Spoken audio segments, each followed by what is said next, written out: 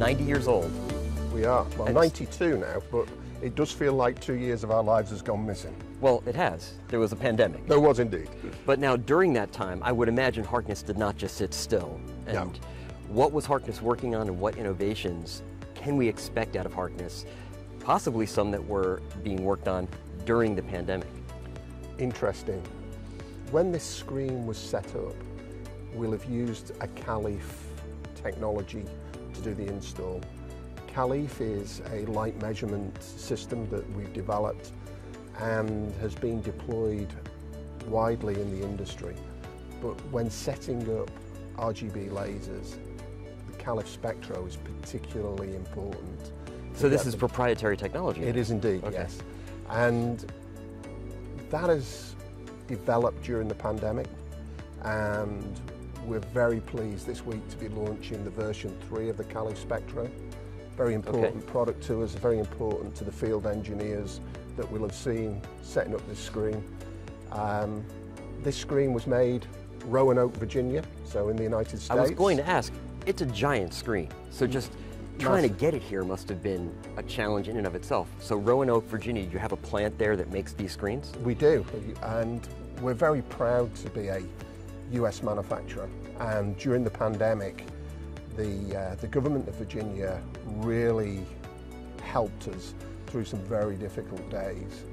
I think the pandemic for many was a difficult time.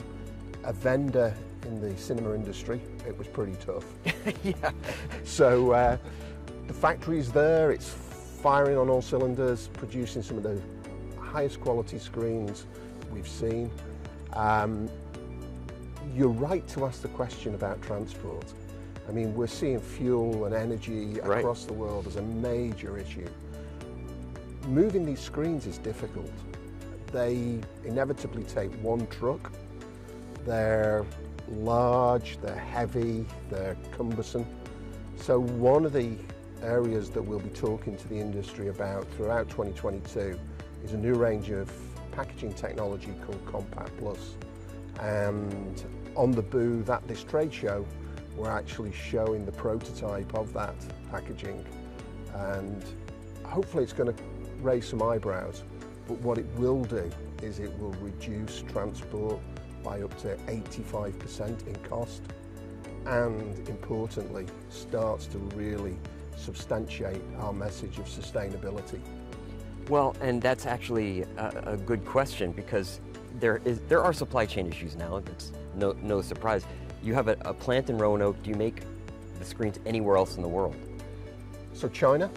Now, our factory is in a place called Wuqian, close to Tianjin in China. Okay. Tianjin, 18 million people. Chinese authorities closed the city down for 4 weeks.